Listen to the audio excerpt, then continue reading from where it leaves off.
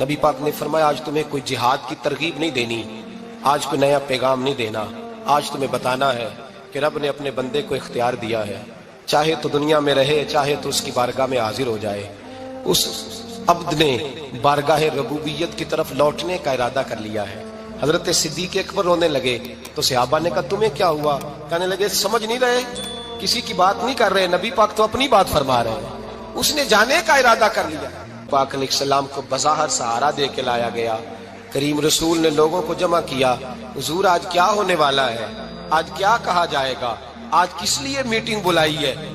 نبی کریم کے کل صحابہ جب مسجد میں جمع ہوئے تو کھچا کھچ مسجد بھری ہے۔ سید عالم صلی اللہ علیہ وسلم کے وصال ظاہری کے ایام قریب آئے تو حضور نے سرخ پٹی باندھی، تیز بخار ہے نبی کریم کو، دو صحابہ سہارا دے کے مسجد میں لائے۔ وصال ظاہری سے چند یوم پہلے کی بات سنیے میرے بھائی، محبوب پاک نے فرمایا بھائی کسی شخص کو میری طرف سے کوئی تکلیف پہنچی ہو تو بدلہ لے سکتا ہے، بدلہ لے سکتا ہے، کسی کو تکلیف پہنچی ہو۔ صحابہ پھوٹ کے رونے لگے، محبوبہ کرم ہی کرم ہوا ہے، رحمت ہی رحمت آئی، آپ کے بارے میں گمان کرنے والا بھی دائرہ ایمان سے نکل جائے گا۔ حضور آپ کیا فرما رہے ہیں؟ فرمایا نہیں بھائی اٹھو۔ پیچھے سے جناب عکاشہ بن محصن اٹھے، ہاتھ کانپتے ہیں، آگے بڑھے، کہنے لگے یا رسول اللہ ایک جنگ کے موقع پر آپ نے درہ مارا تھا، ننگی پیٹھ پر صفیں سیدھی کراتے، بات دل میں رہ گئی ہے، میں نے بدلہ لینا ہے۔ نبی کریم نے فرمایا بلال دوڑ کے جاؤ، فاطمہ کے گھر درہ پڑا ہے، درہ لاؤ۔ سیدنا بلال حبشی کہتے میں گیا، دستک دی، سیدہ طیبہ طاہرہ حضرت فاطمہ فرمانے لگی بلال کیسے آئے ہو؟ اماں جی وہ درہ چاہیے تھا۔ سیدہ کو تشویش ہوئی، کہنے لگے بلال نہ تو جنگ پہ جانا ہے، نہ جہاد ہے، نہ کوئی ایسا موقع ہے، حضور کی تو طبیعت مبارک بظاہر بڑی علیل ہے، درہ کیا کریں گے؟ حضرت بلال عرض کرنے لگے اماں جی ایک صحابی بدلہ لینے لگے ہیں، صاحب طبقات نے جملے لکھے ہیں، کہتے ہیں بی بی صاحبہ نے درہ بھی دیا اور امام حسن حسین کو بھی باہر نکالا۔ فرمانے لگی عکاشہ سے کہنا 100 درے مارے، ان دو شہزادوں کے جسم پر نبی پاک کے قریب نہ جائے، میں نے 2 بچے پیدا ہی اپنے محبوب پر قربان کرنے کے لیے کیے، ان کو لے جائے۔ حضرت بلال کہتے ہیں میں 2 شہزادے لے کے آیا، اور جب دروازے میں میں لے کے پہنچا تو نبی پاک نے دیکھا تو آنکھوں میں آنسو آ گئے۔ فرمایا ان کو بٹھا دو، مجھے پتا ہے فاطمہ نے کیا کہہ کے بھیجا ہے۔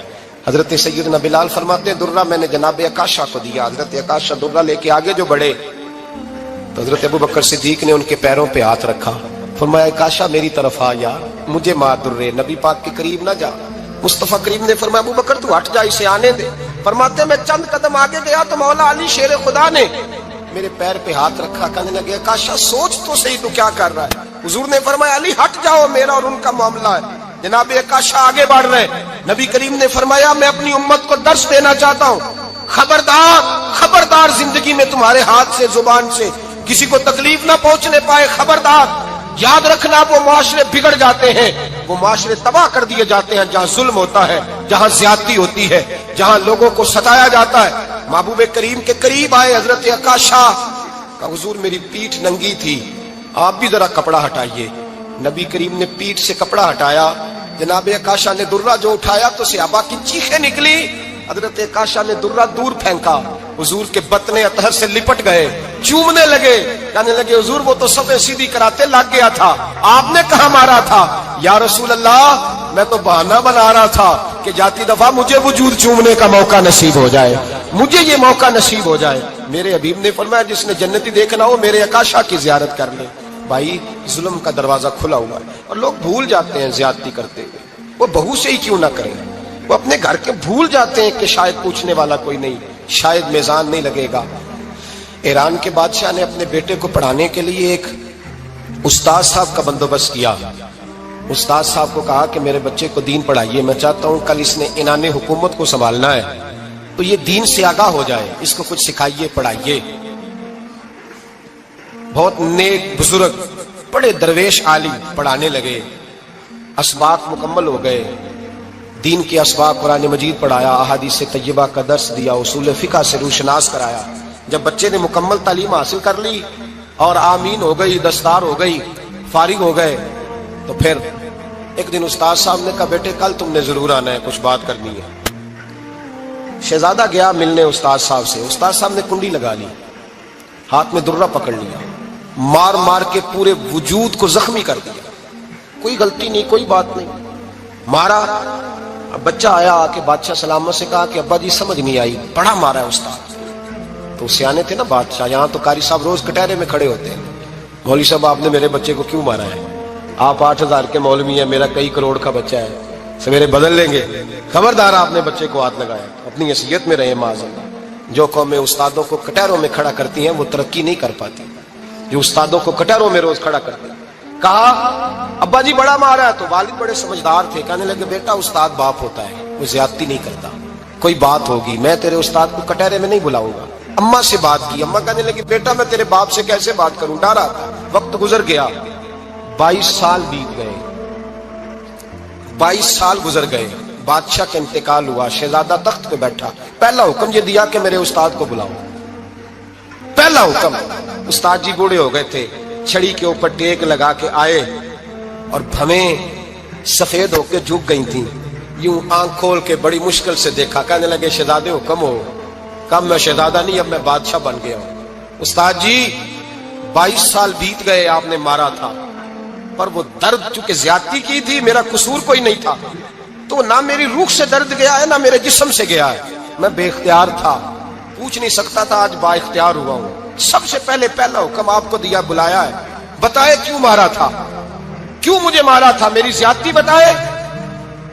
تو استاد، بوڑھے استاد کی آنکھیں آنسوں سے بھر گئی، کہنے لگے بیٹے بس آج کے دن کے لیے مارا تھا، یہ جو دن آ گیا نا میری زندگی میں اس لیے مارا تھا، یہ میں چاہتا تھا میری زندگی میں وقت ہے آج کے، بس میری مراد پوری ہو گئی۔ کہا صاحب کس لیے، مجھے بھی سمجھائے۔ آپ فرمانے لگے کتنی دیر ہو گئی تجھے مار کھائے ہوئے، کتنا زمانہ بیت گیا؟ کہنے لگا 22 سال۔ فرمایا زخم بھولے تو نہیں، درد ختم تو نہیں ہوئی، تمہیں بات 1 منٹ کے لیے بھی تمہارے حافظے سے محو تو نہیں ہوئی؟ کہا استاد جی روز رات کو یاد آتی، روز خیال آتا تھا۔ استاد کہنے لگے بھائی تو بے اختیار تھا، پوچھ نہیں سکا، 22 سال تجھے یاد رہا، مجھے پتا تھا تو ایک دن حکمران بنے گا، میں نے تجھے اس لیے مارا تھا کہ بیٹے یاد رکھنا کسی پہ ظلم نہ کرنا، اگر تجھے 22 سال تک یاد رہا ہے تو جس پر تو ظلم کرے گا اسے بھی قیامت تک یاد رہے گا، اور یہ یاد رکھنا تو آج با اختیار ہوا تو تو نے مجھے بلا لیا ہے، قیامت کے دن غریب با اختیار ہو جائیں گے، مظلوم با اختیار ہو جائیں گے، وہ با اختیار ہوں گے باللہ الواحد القہار، رب کریم کی بارگاہ کے اندر ان کا اختیار ہوگا، اکیلے اللہ کی حکمرانی ہوگی، پھر وہ بلائیں گے بڑے بڑے کج کلاہ، دنیا میں جن کی پگڑیاں اونچی تھیں وہ سر جھکائے کھڑے ہوں گے، دنیا میں جو ڈکٹیٹر بنتے تھے ان کی پشتیں لال ہوں گی، ان کو غدار لکھا جائے گا، قیامت تک نہیں بھولے گا۔ ظلم کرنا تو سوچ سمجھ کے کرنا، اتنا کرنا جتنا تم سہ سکتے ہو، اتنی زیادتی کرنا جتنی قیامت میں تم برداشت کر سکتے ہو۔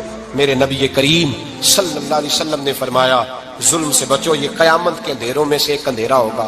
زندگی میں زیادتی نہ کریں، اگر تھوڑی دیر کے لیے کوئی چیز برداشت کر جائیں گے تو وہ فائدہ دے جائے گی، کچھ دیر کے لیے اگر سہ جائیں گے تو نفع مل جائے گا، سہنے کی کوشش کریں لیکن زیادتی نہ کریں، نظر کو، سوچ کو، ذہن کو پاک رکھیں، اور میرے بھائی زندگی پوری ظلم سے بچیں، زیادتی سے بچیں۔ امیر المومنین حضرت جناب سیدنا عمر فاروق رضی اللہ تعالیٰ عنہ رات گھر میں تھے تو رونے لگے، بڑی دیر تک روتے رہے۔ والدہ اٹھی تو صاحبزادے سے کہنے لگی پتہ کرو تمہارے باپ کو کیا مسئلہ ہے۔ شہزادے آئے، کہنے لگے امیر المومنین والد گرامی کیا ہوا؟ تو حضرت عمر فاروق کہنے لگے بیٹا اپنی اماں کو بلاؤ۔ والدہ آ گئی، کیا بات ہے، کچھ طبیعت خراب ہے تو حکیم کا بندوبست کیا جائے۔ تو حضرت عمر کہنے لگے کچھ بھی نہیں، آج مسجد سے نکلا ہوں تو نبی پاک کے صحابہ میری تعریفیں کر رہے تھے۔ یہ حضرت فاروق اعظم کے وصال کے قریب کے دن ہے، تعریفیں تو حضرت یہ رونے کی بات ہے کہ خوش ہونے کی؟ آپ فرمانے لگے نہیں، سوچتا ہوں باہر تو میں اچھا رہا ہوں، پتہ نہیں گھر میں ہی کوئی زیادتی نہ ہو گئی ہو، پتہ نہیں تمہارے ساتھ بھی میرے معاملات ٹھیک تھے کہ نہیں، صحابہ تو تعریف کرتے ہیں، رو رہا ہوں تمہاری وجہ سے نہ الجھ جاؤں، بیوی ہی نہ کہے میرا حق ہی ادا نہیں کیا۔ یہ لفظ کہتے کہتے پہاڑ ہے یہ شخص، کیسر و کسرا کامتے ہیں۔ حضرت عمر رو پڑے، بی بی سے کہنے لگے مجھے اللہ کی رضا کے لیے معاف نہیں کر دیتی؟ میرے اوپر بوجھ تھا امت کا، میں ساری رات مدینے کی گلیوں میں پھرتا تھا، دن سارا مسجد میں گزرتا تھا، میں تجھے وقت نہیں دے پایا، معاف نہیں کر دیتی؟ تو زوجہ کہنے لگی نہیں عمر، میں نے بھی زندگی میں اپنا کوئی سکھ چین نہیں دیکھا، کوئی چاؤ پورا نہیں کیا، میں کیسے معاف کر دوں؟ میں نہیں معاف کرتی۔ حضرت عمر زمین پہ بیٹھ گئے، رونے لگے، کہنے لگے چل معاف کر دے۔ کہنے لگی ایک وعدہ کرو، قیامت کے دن رب کریم کی بارگاہ میں میری سفارش کرو گے؟ اللہ کی بارگاہ میں عرض کرو گے کہ اللہ اچھی تھی، مجھے کپڑے دھو کے دیتی تھی، روٹی پکا کے دیتی تھی، میری عزت کی محافظ تھی. جناب عمر کہنے لگے تیرے ساتھ وعدہ ہے، رب اپنے فضل سے عمر کو جنت دے گا تو عمر تجھے جنت میں ساتھ لے کر کے جائے گا. عرفات کا میدان. محبوب فرمانے لگے پہلا جملہ، جو درد والے تھے وہ تڑپ گئے، یہ سارے درد والے تھے لیکن کچھ زیادہ مزاج شناس تھے. محبوب نے پہلا جملہ کہا. حضور فرمانے لگے لوگوں، جس طرح آج اکٹھے ہوئے ہیں شاید اس کے بعد دوبارہ ہم اکٹھے نہ ہوں. پہلا اعلان ہی کر دیا کہ یہ تمہارے ساتھ جو آج خطبہ ہے نا، اس میں اشارہ دے دیا کہ دوبارہ نہیں جمع ہوگے، اگلا آج نہیں کرنا، بس ختم ہوئی بات. یہ آخری پہلی بات ہی حضور نے یہ بیان کی. اب وہ اتنے دل نرم ہو گئے حضور کی بات سن کے، آنکھوں میں آنسو اس طرح آ گئے، طبیعت کا میلان اتنا بڑھ گیا کہ ہر ایک کا دل کشکول بن گیا. ہر طرف سے آہیں اور سسکیاں ہیں کہ حضور کے وہ جملے یوں صحابہ لے رہے تھے جب آپ سے کوئی کہہ دے کہ بھئی یہ وقت بس آخری ملاقات کا ہے، تو پھر انہوں نے وہ تو حضور کی ہر بات کی توجہ سے سنتے تھے، پر یہاں جو انداز بن گیا وہ انوکھا بن گیا. اور میں شاید دوبارہ ملاقات نہ ہو. پھر میرے کریم محبوب صلی اللہ تعالیٰ علیہ وسلم نے فرمایا جس طرح تمہارے لیے یہ شہر حرمت والا ہے، مکہ حرمت والا ہے نا، ایک نیکی کرو تو مکے میں 1,00,000 کا ثواب، حرم مکہ میں ایک گناہ کرو تو وہ بھی 1,00,000 لکھا جاتا ہے. حرمت والا ہے، بڑی عزت والا ہے. فرمایا جس طرح یہ گھر عزت والا ہے کعبہ، جس طرح یہ شہر عزت والا ہے، فرمایا جس طرح آج کا دن حرمت والا ہے. مسلمانوں میں تمہیں بتا کے جا رہا ہوں، تمہیں سمجھا رہا ہوں، اسی طرح میں نے تم سب پر ایک دوسرے کے مال اور عزت کو حرمت والا کر دیا ہے. اور صحابہ کو نا حضور نے پہلے یہ سبق پورا حضور نے پوچھا، یہ بھی ذرا کمال ہے، یہ بخاری مسلم کی حدیث ہے. حضور نے صحابہ سے پوچھا 9 ذی الحجہ ہے، جمعے کا دن ہے، ذی الحجہ کا مہینہ ہے، سب کو پتہ ہے، لیکن نا آپ جمعہ پڑھنے ہیں تو میں آپ سے کہوں کہ آج کون سا دن ہے تو آپ کہیں گے جناب جمعہ ہے، عجیب آدمی ہے جمعہ پڑھا رہے ہو. لیکن جو صحابہ کا انداز ہے وہ اور ہے. حضور نے پوچھا آج یہ کون سا مہینہ ہے؟ یہ ادب ہے، یہ مقام ہے، یہ وہ مقام ہے جہاں بہت سارے صرف عقل والے بندے جو ہوتے ہیں نا وہ بیچارے گرتے پڑتے ہیں، کہتے ہیں جی بات آتی ہو تو بتانی چاہیے، یہ کیا بات ہوئی جی، بندہ بولے ہی نا، یہ کیا لیکن کچھ لوگ ایسے ہیں جن کا دھارا ادب کچھ اور ہوتا ہے، انہیں ڈھیروں باتیں بھی آتی ہوں تو ہر جگہ بات کرنے کی نہیں ہوتی، سب جگہ کہانیاں سنانے کی نہیں ہوتی. حضور نے فرمایا کون سا مہینہ ہے؟ قربان جائیں بھیا کو زبان ہو کے کہنے لگے واللہ و رسولہ عالم، اللہ جانے اللہ کا رسول جانے. سانو تے قید سجن دا گہنا ہے، وہ جنج رکھے اساں اونج رہنا ہے، ہمیں کیا پتا. پوچھا کسی نے، لکھا ہے صوفیاء نے، کسی نے پوچھا تمہیں پتہ نہیں، کہنے لگے چپ کر، ہمیں کیا پتا کون سا مہینہ ہے. تو حضور نے فرمایا آج تاریخ کون سی ہے؟ بھائی صاحب کو پتا تھا نا 9 ذی الحجہ کو یہ آج ہوتا ہے، کون سی تاریخ ہے؟ کہا واللہ و رسولہ عالم، اللہ جانے اللہ کا رسول جانے. قربان جائیں. حضور نے پوچھا دن کون سا ہے؟ سب کو پتا ہے جمعہ ہے. کہنے لگے واللہ و رسولہ عالم، اللہ جانے اور اللہ کا. وہ صحابہ بتا کیوں نہیں رہے؟ تو اہل محبت کہتے ہیں صحابہ کا جواب یہ تھا ہمیں کوئی مہینوں سے غرض ہے، ہمیں کوئی دن سے غرض ہے، ہمیں کوئی تاریخ سے غرض ہے. حاجیو آؤ شہنشاہ کا روزہ دیکھو، کعبہ تو دیکھ چکے، کعبے کا بھی کعبہ دیکھو، ہمیں تو محبوب سے غرض ہے. مہینہ تھا ذی الحجہ کا، اگر حضور کہہ دیتے ذی الحجہ نہیں ذی قعدہ ہے تو ہم نے ذی قعدہ بنا لینا تھا. تاریخ تھی 9، اگر حضور فرما دیتے 11 ہے تو ہم نے 11 ہی بنا لینی تھی. دن تھا جمعے کا، اگر حضور کہتے پیر ہے تو ہمیں کیا لگے، ہمیں تو محبوب کی رضا چاہیے. آپ دیکھیں نا ایک صحابی کے ہاتھ ذرا لمبے تھے تو حضور نے فرمایا یا ذوالیدین، او لمبے ہاتھوں والے. ان سے کوئی پوچھتا نام کیا ہے تو کہتے میرا نام ہے 2 ہاتھوں والا. او بھائی میرے بھی 2 ہیں، تم کیوں 2 ہاتھوں والا؟ کہنے لگے یہ نہیں مجھے پتا، مجھے نبی پاک نے کہا 2 ہاتھوں والا. تو ٹھیک ہو گئی جو حضور نے نام رکھ دیا. تو حضور سید عالم نے پوچھا، پھر حضور نے حرمت یاد کرائی. فرمایا یاد رکھو یہ دن بھی بڑی عزت والا ہے، جمعے کا ہے، یہ مہینہ بھی بڑی حرمت والا ہے، ذی الحجہ کا ہے، یہ تاریخ بھی بڑی حرمت والی ہے. لیکن فرمایا جس طرح اس دن کی، اس شہر کی، اس مہینے کی تم نے عزت کرنی ہے، اسی طرح ایک دوسرے کے مال کا، ایک دوسرے کی عزت کا تم نے پاس کرنا. مسلمان بھائیوں خدا را یہ حضور کہہ رہے ہیں یار، نبی پاک نے کعبہ کے سامنے کھڑے ہو کے فرمایا بیت اللہ تیری بڑی شان ہے، تیرا بڑا مرتبہ ہے، لیکن فرمایا میرے مومن کی عزت رب کی نظر میں کعبے سے بھی زیادہ ہے. ہم کیسے بیٹھ کے یار، ہم کیسے جرأت کرتے ہیں کسی کی پگڑی کھولنے کی کونے میں بیٹھ کے؟ ہم اپنے گھر بیٹھ کے کسی پر تبصرہ کر گئے، کسی بندہ مومن کی عزت اچھال گئے، بالکل پتہ نہیں تھا بات کا، ہم نے کہانی بنا دی پوری کی پوری، داستان سرائی کر گئے.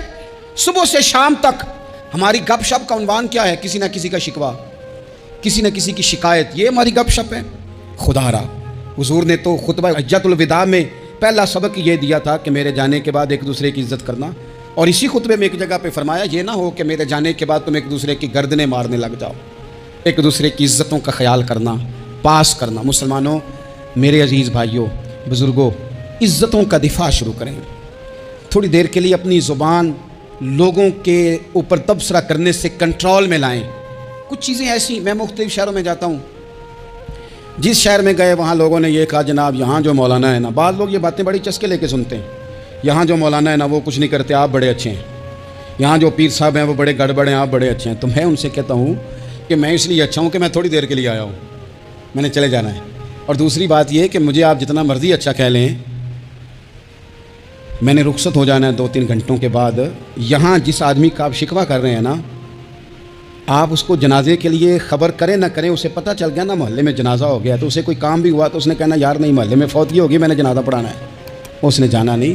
تو کمزوریاں تو سب جگہ ہوتی ہیں، لیکن ان کمزوریوں کی وجہ سے آپس میں بغض پیدا کر لیا جائے گا۔ اور پھر کمال بات ہے نا کہ اپنی ساری کمزوریوں سمیت اپنے آپ سے پیار ہے، اپنے آپ سے محبت ہے، اور دوسرے کی ایک کا پتہ چل جائے تو ہمیں گھن آنے لگ جاتی۔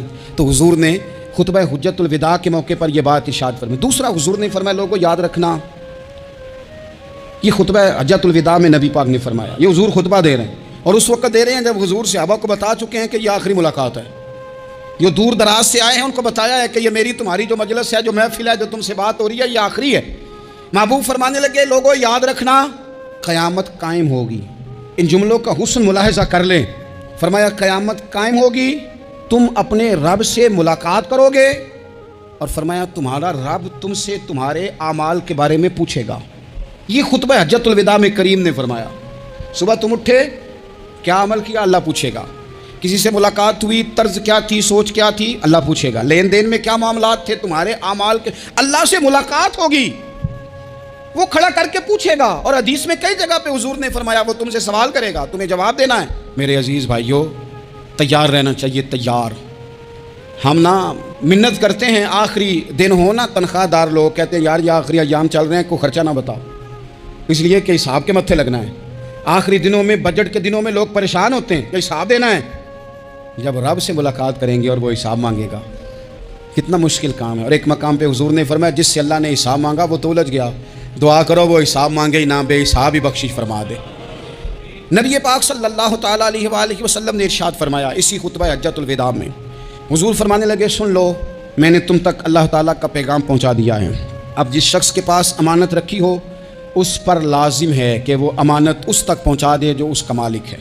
ہم بہت سارے لوگ ایسے ہوتے ہیں، ہمارے پاس امانتیں ہوتی ہیں، کچھ بھی نہ ہو تو کچھ لوگوں کے راز کی امانت ہوتی ہے، کچھ بھی نہ ہو تو کچھ لوگوں کی باتیں ہم تک پہنچ جاتی ہیں، وہ راز ہوتا ہے، وہ امانت ہوتی ہے۔ مجلس کی گفتگو بھی امانت ہے، لیکن ہم امانتوں کا خیال نہیں کرتے، خیانت ہو جاتی ہے۔ بہت محتاط ہو کر اپنی زندگی میں امانتوں کا خیال کیا جائے۔ یا ایھا الذین آمنوا لا تخونوا اللہ والرسول وتخونوا اماناتکم وانتم تعلمون۔ اللہ فرماتے ہیں ایمان والو، نہ رب سے خیانت کرنا، نہ رب کے رسول سے خیانت کرنا، نہ آپس میں ایک دوسرے سے خیانت کرنا، جانتے بوجھتے ہوئے یہ کام نہ کرنا۔ وانتم تعلمون، جانتے ہو، تمہیں پتہ ہے۔ کبھی بھی بددیانتی کا مظاہرہ نہ کریں اپنی زندگی میں، کبھی بھی۔ اور یہ بھی یاد رکھ لیں، بچوں کو کیا پتا کہ ہمارا ابا حلال لا رہا ہے کہ حرام لا رہا ہے؟ آپ لا رہے ہیں نا، تو وہ تو بیچارے بھولے پن میں کھا رہے ہیں، تو حساب آپ نے دینا ہے۔ جنہ لی تو پاپ کمائے ہن کتھے نہیں ہو تیرے کر دے، بلا نا۔ تو بچوں کا تو یہ معاملہ ہے بھائی، اللہ ماشاءاللہ کہ وہ وقت پہ ہی، شادی کے 10-15 دن کے بعد ہی ان کو پیغام مل جاتا ہے کہ اگر ہمارا علیحدہ گھر ہو تو میں مرضی سے سجاؤں، تو میں مرضی سے سواروں، تو میرا کوئی مطلب اپنا سلسلہ ہو، تو بڑے ٹائم پہ ساری باتیں شروع ہو جاتی ہیں، وہ تو معاملہ ہی بالکل اور ہے۔ تو بالکل کسی بھی امانت میں کبھی بھی خیانت کرنے کی کوشش نہ کریں۔ اور یاد رکھیں مال حرام جہاں آتا ہے وہاں بڑی تباہی آتی ہے، جہاں لوگ بددیانت ہو جاتے ہیں وہاں معاملات بڑے خراب ہو جاتے ہیں۔ اللہ تبارک و تعالیٰ دیانتداری کی توفیق عطا فرمائے۔ حضور نے خطبہ حجۃ الوداع کے موقع پر فرمایا میں نے آج جاہلیت کے سارے سود ختم کر دیے۔ نبی پاک میدان عرفات میں کھڑے ہو کے فرمانے لگے جس بندے نے بھی کسی سے پیسے لیے ہیں وہ اصل رقم دے گا، زائد نہیں دے گا۔ حضور کے بڑے قریبی تھے ایک، فرمایا انہوں نے بھی کچھ لوگوں سے پیسے لیے، میں چونکہ وہ سب لوگ کرتے تھے، حرام ہی نہیں تھا، فرمایا میں ان کو بھی حکم دیتا ہوں کہ یہ اصل رقم وصول کریں گے، کسی سے ایک پائی بھی زیادہ وصول نہ کریں گے۔ نبی پاک صلی اللہ تعالیٰ علیہ وسلم نے خطبہ حجۃ الوداع میں ایک باریک بات حضور نے بھی، یہ آپ نے ضرور سمجھنی ہے، بالخصوص جو لوگ تھوڑا دین پر عمل کر رہے ہیں، جن کا لبادہ مذہبی ہو گیا، جنہیں لوگ حضرت صاحب، قاری صاحب، علامہ صاحب، مفتی صاحب، حاجی صاحب، بزرگوں کہہ کے بلاتے ہیں، وہ اس پر توجہ کریں۔ میرے نبی پاک صلی اللہ علیہ وسلم نے خطبہ حجۃ الوداع کے موقع پہ ارشاد فرمایا، لوگوں شیطان اب مایوس ہو گیا ہے، وہ تم سے بتوں کی پوجا نہیں کرا سکے گا، ہاں وہ تمہیں چھوٹے چھوٹے گناہوں میں مبتلا کرے گا، وہ تم سے چھوٹے چھوٹے عیب کرائے گا، تم سمجھو گے یہ تو غلطی کوئی نہیں، فرمایا اس سے بچ کے رہنا۔ اب وہ مایوس ہو گیا، بتوں کی پوجا نہیں کرا سکتا، تمہیں اپنی پوجا نہیں کرا سکتا، لیکن چھوٹی چھوٹی غلطیاں، ایک مقام پہ فرمایا نا، چھوٹا گناہ ہونا تو مومن اسے پہاڑ سمجھتا ہے، اتنا بڑا ہو گیا، اور منافق کہتا ہے یہ تو کچھ بھی نہیں۔ تو اپنی زندگی کے اندر چھوٹی چھوٹی کوتاہیاں، حضرت سعدی فرمایا کرتے تھے سیلاب اچانک نہیں آتے، پہلے چھوٹا سا سوراخ ہوتا ہے دریا کے کنارے میں، اسے بند نہ کیا جائے پھر بڑا ہو جاتا ہے، پھر وہ ٹائم آتا ہے کہ بند ٹوٹ جاتا ہے، بستیاں ڈوب جاتی ہیں۔ پہلے چھوٹا گناہ انسان کرتا ہے، چھوٹا، پھر اس سے آگے بڑھتا جاتا ہے اور بڑی بڑی غلطیاں ہوتی ہیں۔ اللہ تبارک و تعالی ہمیں رائی کے دانے کے برابر بھی غلطی کرنے سے محفوظ فرمائے۔ نبی پاک صلی اللہ تعالیٰ علیہ وسلم نے اسی موقع پر ارشاد فرمایا، لوگو اللہ سے ڈرتے رہنا، اور میں تمہیں عورتوں کے ساتھ بھلائی کی وصیت کرتا ہوں۔ فرمایا رب نے تمہیں اختیار دیا ہے، عورتیں تمہارے سپرد کی ہیں، ان سے اچھا سلوک کرنا۔ فرمایا اگر کبھی کوئی ان پر تمہیں سختی کرنی بھی پڑے تو اتنی کرنا جتنی ان کی غلطی ہو، ان سے درگزر کرنا، ان سے پیار کرنا۔ اسلام نے خاتون کو باقاعدہ حقوق دیے، باقاعدہ، صحیح بخاری میں حدیث ہے۔ یہ جو نوجوان ہیں، مطالعہ کرنے والے، پڑھنے سننے سمجھنے والے، یاد رکھا کریں ان چیزوں کو۔ حضرت بریرہ رضی اللہ تعالیٰ عنہ حضرت عائشہ صدیقہ کی کنیزہ ہیں، حضرت مغیث رضی اللہ تعالیٰ عنہ ایک صحابی ہیں، ان کی وہ اہلیہ ہیں، وہ اپنے خامد سے علیحدگی چاہتی تھی، ان کے خامد بڑی محبت کرتے تھے، علیحدہ ہونا نہیں چاہتے تھے، خاتون رہنا نہیں چاہتی تھی۔ انہوں نے بڑی سفارشیں کرائیں کہ میرا خامد، میری بیوی مجھ سے صلح کر لے، حالانکہ وہ خاتون کنیز ہیں، خادمہ ہیں، بڑے قبیلے سے بظاہر تعلق نہیں۔ بالآخر انہوں نے گزارش کی، سیدہ عائشہ صدیقہ رضی اللہ تعالیٰ عنہ سے کہا، کچھ اور ذرائع اختیار کیے۔ حضرت مغیث نے رضی اللہ تعالیٰ عنہ، ان کے شوہر نے، کہ نبی پاک علیہ السلام کی خدمت میں عرض کریں، حضور میری سفارش کریں کہ یہ مجھ سے صلح کر لیں۔ تو نبی پاک علیہ السلام نے حضرت بریرہ رضی اللہ تعالیٰ عنہ جو کنیزہ ہیں، خادمہ ہیں، ان کو بلا کے کہا تمہارا خامد صلح کرنا چاہتا ہے۔ یہاں برادری کا بڑا کے کہتا ہے، پتر میری بھی نہیں تو گال رکھنی، اور میرے ککھاں دا بھی نہیں تو، کیا کہہ رہے ہیں آپ؟ اللہ نے اسے حق دیا ہے، اور جسے حق اللہ دے اس کا رسول دے، اس سے کون ہوتا ہے کوئی حق چھیننے والا؟ نبی پاک صلی اللہ علیہ وسلم نے حضرت بریرہ سے کہا تمہارا خامد صلح کرنا چاہتا ہے، اور وہ روتا ہے تمہارے لیے، اور اس نے بڑی سفارشیں کی ہیں، تم اس سے صلح کر لو۔ حضرت بریرہ رضی اللہ تعالیٰ عنہ عرض کرنے لگی، یا رسول اللہ صلی اللہ علیہ وسلم آپ جو حکم کریں میں حاضر ہوں، ایک بات پوچھ سکتی ہوں، ایک گزارش کر لوں، ایک صرف حضور میرا بولیا چولیا معاف کری، ایک بات کر لوں؟ تو کہا کرو۔ عرض کی یا رسول اللہ یہ آپ کا حکم ہے یا مشورہ ہے؟ یہ محبوب کی بات ہے، محبوب کی۔ کوئی بزرگ کیوں جبر کرتا ہے کسی پہ؟ کوئی حضرت شیخ کیوں کہتے ہیں زبردستی عورت کو کہ تو جا؟ نبی پاک صلی اللہ علیہ وسلم نے فرمایا صلح کر لے۔ یا رسول اللہ ایک بات عرض کروں، کرو۔ حضور حکم ہے کہ مشورہ ہے؟ تو نبی پاک نے فرمایا نہیں، مشورہ ہے۔ تم عاقلہ ہو، بالغہ ہو، اسلام تمہیں با اختیار کرتا ہے، چاہو تو رہو، چاہو تو خلا لے لو۔ عرض کرنے لگی حضور اگر مشورہ ہے تو پھر میں مغیث سے صلح نہیں کرنا چاہتی۔ میرے محبوب نے فرمایا تو جس حال میں راضی ہے میں بھی راضی ہوں۔ ٹھیک ہو گئی بات، ختم ہو گئی۔ حضور نے کوئی زور نہیں، اتنے اسلام حقوق دیتا ہے عورت کو، کسی کو اجازت نہیں کہ وہ جبر کرے، وہ ظلم کرے۔ میں آ گیا ہوں صلح نہیں کرنی، بے تو کیوں آیا ہے؟ تو نے وقت گزارنا ہے، جانے وہ خامد کس طرح کا ہو۔ تو نبی پاک صلی اللہ علیہ وسلم نے خطبہ حجۃ الوداع کے موقع پر فرمایا عورتوں کے ساتھ اچھا سلوک کرنا۔ رسول پاک کا وصال ہوا نا، حضرت بلال نے منہ سے لفظ کوئی نہیں ادا کیا، کسی نے اپنا دکھڑا کسی انداز میں سنا لیا۔ حضرت عمر نے کہا، جس نے کہا حضور وصال کر کے گردن اڑا دوں گا۔ حضرت عثمان غنی نے کہا خبردار کوئی مجھے آ کے نہ بتائے کہ مصطفیٰ وصال کر گئے۔ حضرت علی المرتضیٰ رضی اللہ تعالیٰ عنہ نے فرمایا نہ بھائی میرے مصطفیٰ پر تو موت آتی نہیں، جس طرح آپ لوگوں پہ سب لوگوں نے اپنے اپنے اظہار کر لیے نا، بلال نے کسی کو دکھ بتایا ہی نہیں۔ ایک کونے میں بیٹھ کے نا حضرت بلال اکیلے آنسو بہاتے رہے، کسی کو بتایا ہی نہیں، اکیلے روئے۔ ایک شخص کہنے لگا یار بلال بولتا نہیں، کہا نہ بلاؤ اسے۔ عصر کی نماز کا وقت ہوا نا، تو وہ بلال جو کعبے کی چھت پہ بغیر سیڑھیوں کے چڑھ گیا تھا، وہ بلال جو کعبے کی چھت پہ بغیر کسی سہارے کے چڑھ گیا تھا، اس بلال کو کہا کہ بلال چل ذرا اذان پڑھ، مسجد کی چھت پہ چڑھ جا۔ حضرت بلال کئی بار چڑھے اور کئی بار گرے، کئی بار چڑھے اور کئی بار گرے۔ حضرت بلال حبشی رضی اللہ تعالیٰ نے آواز دی، کہا سلمان میری مدد کرنا، میری مدد کرنا، مجھ سے چڑھا نہیں جاتا۔ اب مجھ سے جایا نہیں جاتا. جناب سلمان فارسی نے بھی سوال نہیں پوچھا کہ بلال تو بیمار ہے, یہ نہیں پوچھا. حضرت بلال کو 2-4 صحابہ نے اٹھایا, چھت پہ پہنچایا. بلال نے اذان شروع کی. جب کہا اللہ اکبر اللہ اکبر, وہ آواز جس میں بڑا سوز ہوتا تھا, بڑی درد, بڑی بلندی ہوتی تھی, بڑا جوش خروش ہوتا تھا, آج وہ آواز دب گئی. جب بلال نے کہا اشہد ان لا الہ الا اللہ, حضرت بلال رضی اللہ تعالیٰ عنہ نے تھوڑی دیر روک کے سانس لیا.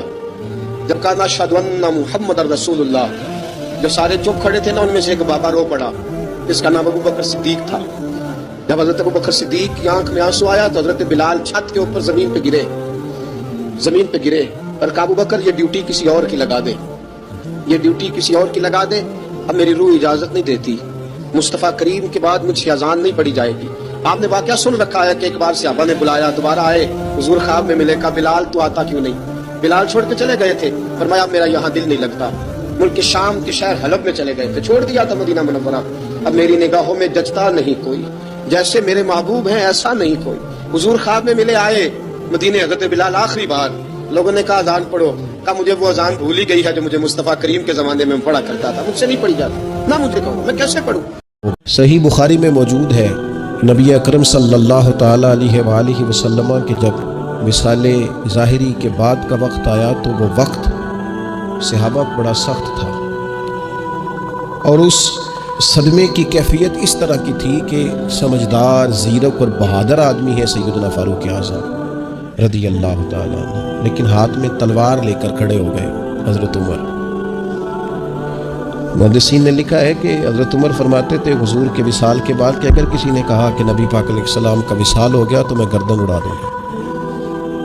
پریشان تھے, اور صحابہ کی کیفیت بڑی عجیب تھی. اچانک حضرت صدیق اکبر آئے. حضرت صدیق اکبر بھی ہیں اور حضور کے سب سے بڑے عاشق بھی ہیں, لیکن آتے ہی پہلے نبی پاک علیہ السلام کے حجرہ نور میں داخل ہوئے, حضور کے مقدس پیشانی پر بوسہ دیا. آنسو تھے کہ بے اختیار ہی نکل گئے. جنہ دے دل بر جانی بچھڑن, کون روے پھر تھوڑا. تھوڑی ہی دیر کے بعد اپنے آپ کو سنبھالا. ہمارے ہاں نا بعض لوگ دعوی محبت کرتے ہیں, مشن کے ساتھی نہیں بنتے. کہتے ہیں جی ہم بھی خادم ہیں, ہمارا بھی آپ سے تعلق ہے, لیکن کسی مشن میں اگر آپ ساتھ گئیں تو وہ لوگوں کے لیے مشکل ہو جاتا ہے. حضرت ابوبکر صدیق رضی اللہ تعالیٰ عنہ محبت بھی پوری کرنے والے اور مشن میں بھرپور ساتھ رہنے والے. حضرت ابوبکر صدیق حضور علیہ الصلوۃ والسلام کی بارگاہ میں حاضری دے کے باہر نکلے اور حضرت عمر فاروق رضی اللہ تعالیٰ عنہ کی کیفیت کو دیکھا, اور صحابہ کرام علیہم رضوان کے مچلتے اور بے چین جذبات کو دیکھا تو جناب ابوبکر صدیق نے سب کو بیٹھنے کا کہا. حضرت عمر ذرا شدت والے تھے جذبات کے تعلق سے, کہا بیٹھ جائیے, نہ بیٹھے. تو حضرت سیدنا صدیق اکبر نے پھر فرمایا, میں نے کہا بیٹھ جائیے. حضرت عمر بیٹھ گئے. اب پتہ ہے حضرت صدیق اکبر نے کیا کیا؟ قرآن مجید کی ایک آیت پڑھی, وما محمد الا رسول. فرمایا محمد صلی اللہ تعالی علیہ وسلم ایک رسول ہے, قد خلت من قبلہ الرسل, ان سے پہلے بھی رسول گزر گئے. تو کیا اگر وہ وصال فرما جائیں یا شہید کر دیے جائیں تو تم الٹے پاؤں پلٹ جاؤ گے؟ صحابہ کرام فرماتے ہیں جناب صدیق اکبر نے یہ آیت پڑھی اور ساتھ فرمایا کہ جو تو عبادت کرتا تھا رسول پاک علیہ السلام کی, وہ سمجھ لے کہ حضور نے وصال فرمایا.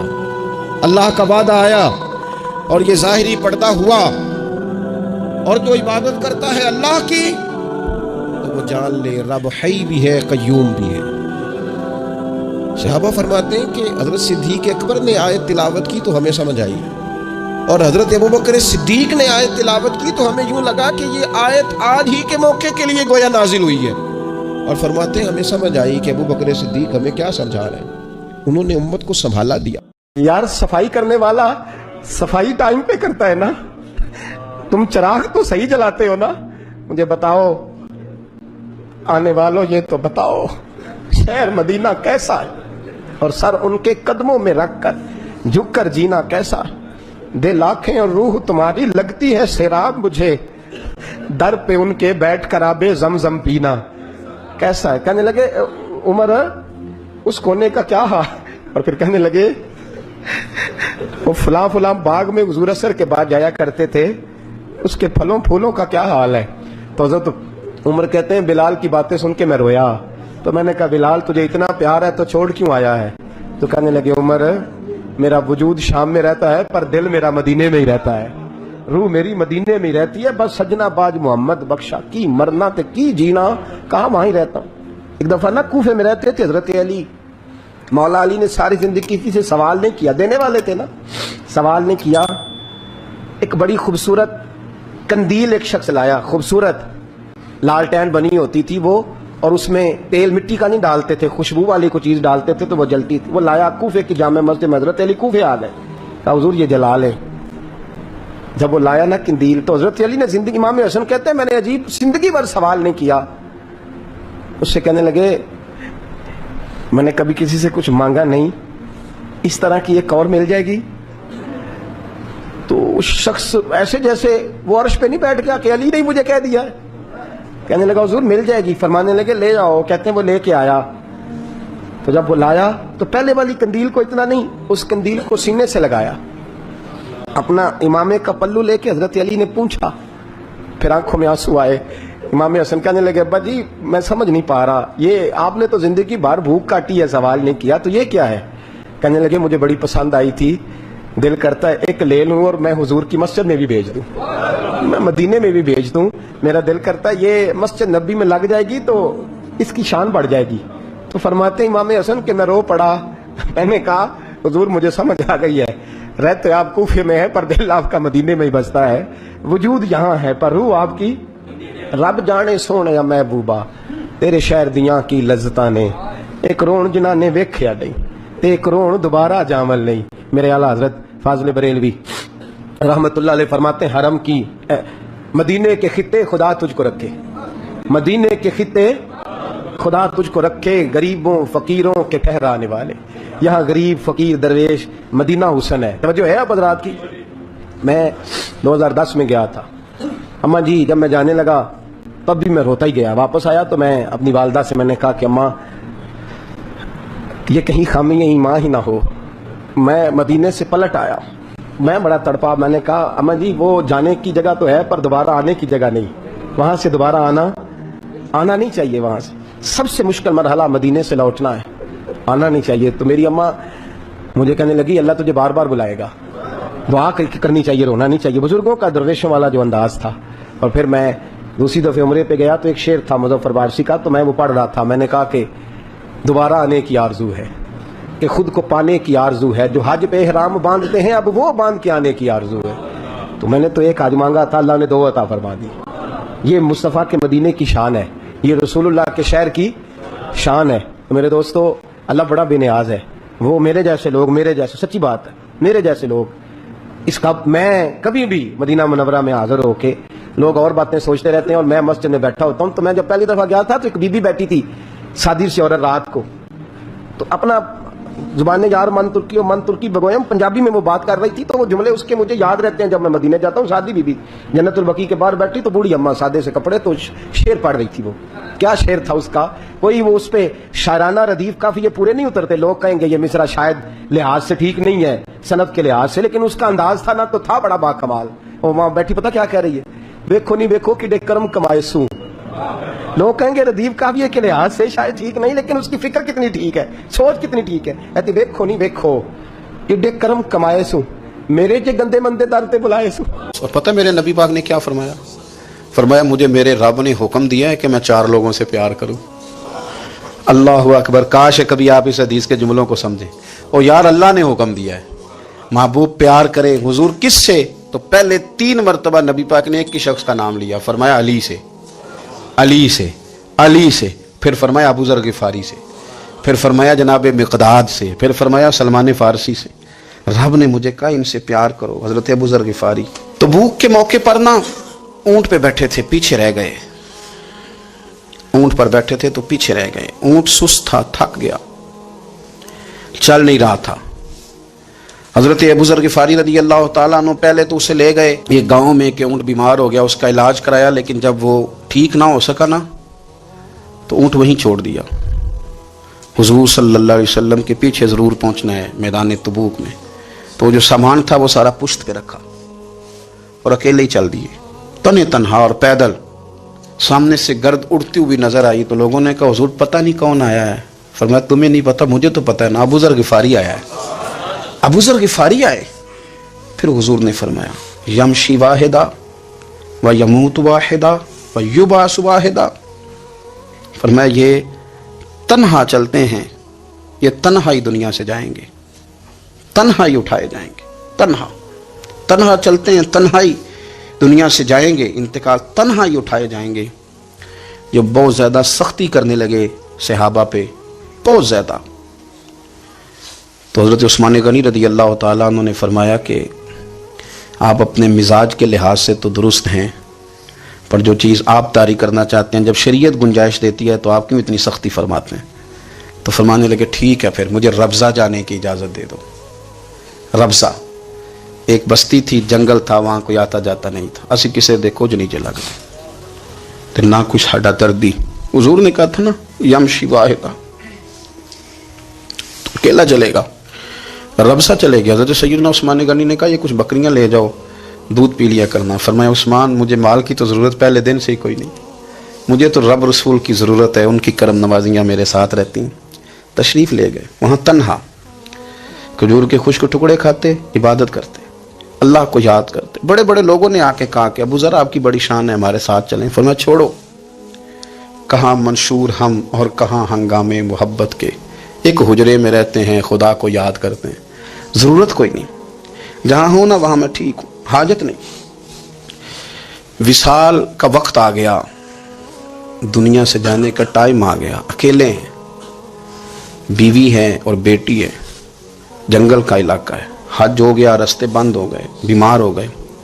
अपनी अहलिया को बुला के कहने लगे अब मैं बचूंगा नहीं, अब जाने का वक्त आ गया है।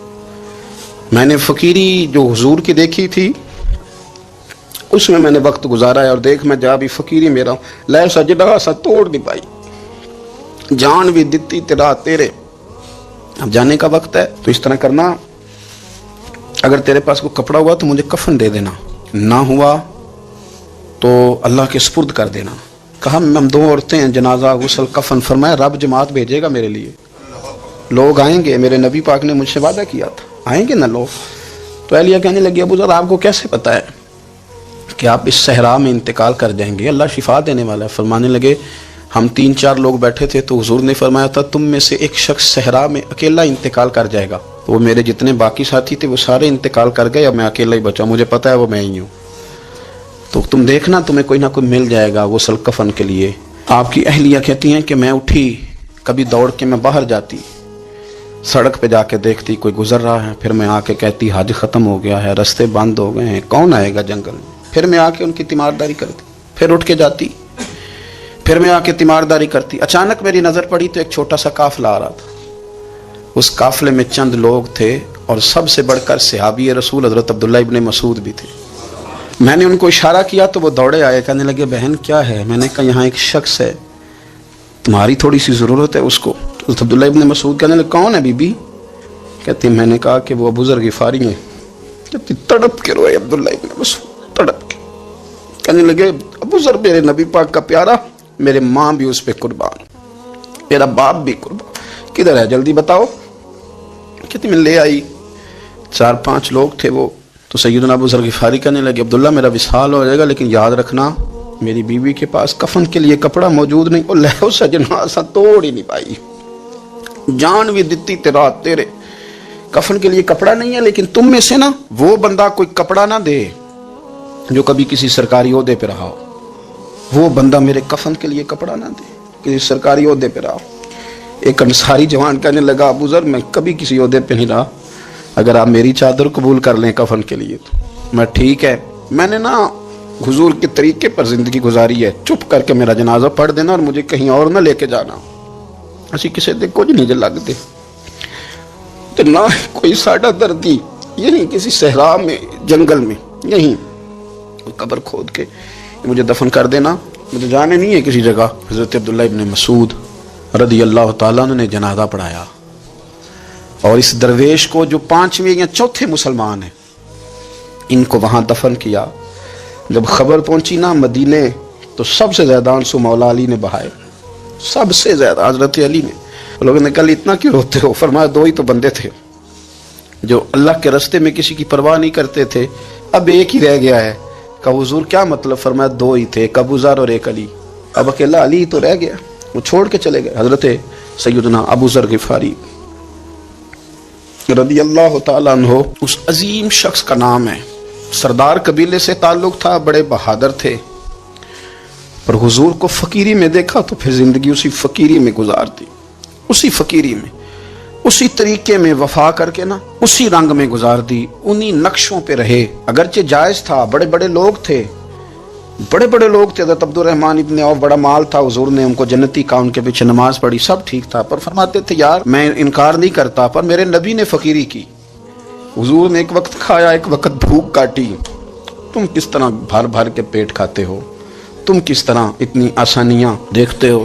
بخاری شریف میں حدیث ہے، قاضی اعجاز مالکی رحمۃ اللہ علیہ نے بڑی تفصیل سے لکھی ہے، راوی حضرت انس بن مالک ہیں۔ ایک بندہ بڑی دور سے آیا نبی پاک صلی اللہ علیہ وسلم کی زیارت کے لیے، بڑی دور سے۔ عرب کے جو سردار ہوتے تھے ان کے بڑے ناز نخرے ہوتے تھے، وہ خیر آج بھی ہیں، پروٹوکول کا ماحول آج بھی، یعنی وزیر صاحب کے آگے دو چار گاڑیاں نہ ہوں تو ان کو مزہ ہی نہیں آتا، پولیس والے آگے پیچھے بھاگیں تو، حالانکہ ان کو نہیں پتا کہ جو پولیس والے آگے پیچھے بھاگ رہے ہیں نا، یہ حکومت بدلی تو گرفتار کرنے بھی انہوں نے آنا ہے، لیکن وہ بڑا مزہ آتا ہے جب لوگ گاڑی کے پیچھے بھاگتے ہیں۔ کیا بات ہے جناب، بڑی بات۔ اور ہماری طبیعتوں میں پتہ نہیں کون سی، تو نبی پاک صلی اللہ علیہ وسلم کی خدمت میں وہ شخص بڑی دور سے آیا، تو عرب کے بادشاہوں کا مزاج تھا، پروٹوکول بڑا چاہتے تھے، ان کا تو یہ طریقہ تھا کہ حکمرانی کرنی ہے جیسے بھی ہو۔ اگر کسی غلام نے دھوپ میں بندھا رہ گیا، اونٹ اور چھاؤں میں نہیں باندھا تو درے مارتے تھے، اور اگر اس نے کھول کے باندھ دیا تو پھر بھی مارتے تھے، کہتے تھے اتنا سیانا ہو گیا تو نے پوچھا ہی نہیں، خود بخود ہی باندھ دیا۔ وہ شخص حضور کی بارگاہ میں آیا، اور بہت سارے لوگوں کے پاس کیونکہ وہ جاتا تھا اپنے سربراہ کا پیغام لے کے، تو وہ کانپ رہا ہے جب حضور کی بارگاہ میں گیا، ڈر رہا ہے۔ اب ذرا بات کو سمجھنا، نبی پاک صلی اللہ علیہ وسلم نے اس سے فرمایا کیوں ڈرتے ہو؟ سادہ آدمی ہے، دیہاتی ہے، بدو ہے۔ اللہ کے رسول نے تھپ کی دی، کیوں ڈرتے ہو؟ تو کہتے ہیں حضور مجھے آداب نہیں آتے اور مجھے ڈر آتا ہے، کوئی بات اگر ایسی ہو گئی آپ مدینے کی حکومت کے سربراہ ہیں تو کہیں آپ ناراض نہ ہو جائیں۔ حضرت انس بن مالک فرماتے ہیں بات کہاں کی تھی، پہنچ کہاں گئی؟ جب اس نے یہ کہا نا کہ آپ تو حکومت کے سربراہ ہیں، کہیں کوئی غلطی نہ مجھ سے ہو جائے، تو نبی پاک کی آنکھوں میں آنسو آ گئے، حضور رونے لگے، اور نبی پاک صلی اللہ علیہ وسلم فرمانے لگے نہ بھائی تو کسی حکومت کے سربراہ کے پاس نہیں آیا، نہ تو اس بیٹے کے پاس آیا ہے جس کی ماں گوشت کے خشک ٹکڑے کھا کے بھی گزارا کر لے گی۔ میں تو ایک غریب ماں کا بیٹا ہوں۔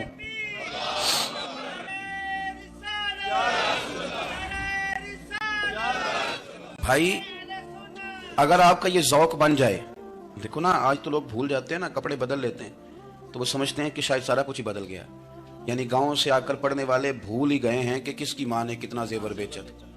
لوگ بھول جاتے ہیں چیزوں کو، اپنے ماضی کو یاد رکھیں، آپ لوگوں کے ساتھ پیار کریں، آپ لوگوں کو موقع دیں، آپ تھوڑی سی اور کوشش کریں اس شخص تک جانے کی جو آپ کو مایوس نظر آ رہا ہے، پریشان نظر آ رہا ہے۔ یہ ہمیں میلاد والے محبوب صلی اللہ علیہ وسلم نے درس دیا۔ حضور کا وصال ہوا نا تو امام حسن اور امام حسین کی عمریں ابھی 7، 8 سال 9 سال کے بیچ تھیں، تو حضرت مولا علی شیر خدا رضی اللہ تعالیٰ عنہ کے ساتھ امام حسن آئے مسجد میں، تو ممبر پہ بیٹھے ہوئے دیکھا حضرت ابوبکر صدیق کو، تو کہنے لگے نیچے اترنا، میرے نانا کا ممبر ہے۔ بچوں کو بڑی پہچان ہوتی ہے نا ابا کے کپڑوں کی، سے پتہ ہوتا ہے کہ یہ میرے نانا کا ہے، یہ میرے نیچے اترو، یہ ممبر میرے نانا کا ہے۔ تو حضرت علی المرتضیٰ نے جلدی سے پکڑا اور پکڑ کے فرمایا ذرا حسین حسن یہ کیا کہہ رہے ہو؟ اب دیکھیں نا بچہ یہاں کسی کا شور کرے تو میں آپ کو جمعہ چھوڑ کے بچے کی تھوڑی سنوں گا، میں کہوں گا کہ بھائی ٹھیک ہو گیا، بچے کو لے جاؤ ذرا اسے پیچھے کرو، جمعے کے بعد بات کرتے ہیں۔ لیکن وہ تھے نا رسول اللہ کے نواسے، اور حضرت ابوبکر صدیق عظمت اور شان کو سمجھتے تھے، انہوں نے کہا نیچے اتریے، میرے نانے کا ممبر ہے۔ تو حضرت صدیق ایک بار نیچے اتر کے کھڑے ہو گئے۔ تو ایک جملہ، باقی بزرگوں نے بھی بڑا کچھ لکھا ہے، پر یہاں ایک بات شاہ عبدالعزیز محدث دہلوی نے لکھی ہے، حضرت صدیق ایک بار رو پڑے، کہنے لگے حسن اگر ممبر تیرے نانا کا ہے تو ابوبکر بھی تو تیرے نانا کا ہی ہے نا، یہ کو باہر سے تو نہیں نا آیا، یہ بھی تیرے نانا کا ہے۔ تو حضرت امام حسن ہنسنے لگے، فرمانے لگے ٹھیک ہو گیا، بیٹھ جائے ممبر پہ، پڑھائیں جمعہ۔ سمجھ آ گئی ہے بات کی، پڑھائیں جمعہ، آپ کی بات کی مجھے سمجھ آ گئی ہے کہ اگر ممبر نانا کا ہے تو ابوبکر بھی تو انہی کا ہے نا جناب صدیق اکبر۔ اپنی زندگی وفاداری کے ساتھ، غلامی کے ساتھ، اور ادب نہیں چھوڑا ایک منٹ کے لیے، ایک سیکنڈ کے لیے، रसूल कायनात सल्लल्लाहु अलैहि वसल्लम की अगर कोई बेअदबी करता था तो उन्हें जलाल आता था। आपको एक बात बताऊं, गैरत ना इश्क का हिस्सा होती है। हम बड़े शरीफ लोग हैं पर हम कहते हैं सारे काम करना, हुजूर के बारे में बात कोई ना करना, ये नहीं हम बर्दाश्त करते। वो किस तरह का आशिक है कि महबूब के खिलाफ बात भी सुन गए, ये इश्क है? ये तो तौहीन की तूने। हज़रत सिद्दीक़ वो बड़े मीठे बड़े ठंडे आदमी थे। उर्वा बिन मसूद सख्फी बाद में मुसलमान हुए। वो कहते हैं मैं हुदैबिया के मौके पे आया तो मुझे पता था, मैं जानता था अबू बकर सिद्दीक़ बड़ी ठंडी तबीयत के आदमी हैं। कहते हैं नबी पाक सल्लल्लाहु अलैहि वसल्लम के गिर्द ना मैंने हाला देखा गुलामों का, कोई हाथ बांधे खड़ा है, कोई पानी का कतरा लेने के लिए खड़ा है, कोई वुजू का बचा हुआ पानी लेने खड़ा है। तो चूंकि वो आए थे काफिरों की तरफ से तो तनकीद करने वाले को कहानियां बड़ी मिल जाती। तो फौरन उर्वा बिन मसूद सख्फी कहने लगे ए मोहम्मद इब्न अब्दुल्लाह सल्लल्लाहु अलैहि वसल्लम आज ये आपके गिर्द खड़े हैं, पर जब तलवारें चमकेंगी तो दौड़ जाएंगे। तलवारों के सामने खड़ा होना आसान नहीं। तो हजरत सिद्दीक एक बार पीछे खड़े थे, नबी पाक ठंडे मिजाज के आदमी थे, पर बात हुई थी ना सरकार के बारे में, तो दौड़ के आगे आए और इतना सख्त जुमला कहा, कहने लगे जा जाके लातो मनात की शर्मगाह चाट, तू कहता है कि हम हुजूर को छोड़ जाएंगे? मैं नबी पाक के बाकी गुलामों की बात नहीं करता, तेरे पास जितने सूरमे है ना तू सारे लेके आ, और नबी पाक के दिफा के लिए सिर्फ अबू बकर की तलवार ही काफी है। तू ला, तेरे पास जितने सूरमे हैं ला मैदान का, ला ना, तेरे पास जितने सूरमे हैं। तू कहता है ये दौड़ जाएंगे, फरमाया तूने अभी हमारा रुख देखा नहीं ना, तू आ ना जरा मैदान में, मैं तुझे अकेले को बताता हूँ कि किस तरह हुजूर का दिफा किया जाता। उर्वा बिन मसूद सख्फी कहने लगे ये कौन है? देर के बाद मिले थे ना, ये कौन है? उन्होंने कहा ये अबू काफा के बेटे अबू बकर सिद्दीक हैं। उर्वा बिन मसूद कहने लगे ये तो बड़ी ठंडी तबीयत का बंदा था। उन्होंने कहा ठंडा ही है, हम शरीफ बड़े हैं पर हुजूर के गुलामों के लिए, और अगर आए कोई शरीर, अगर कोई आए तो चलो किसी दरवेश की गल कर लेने।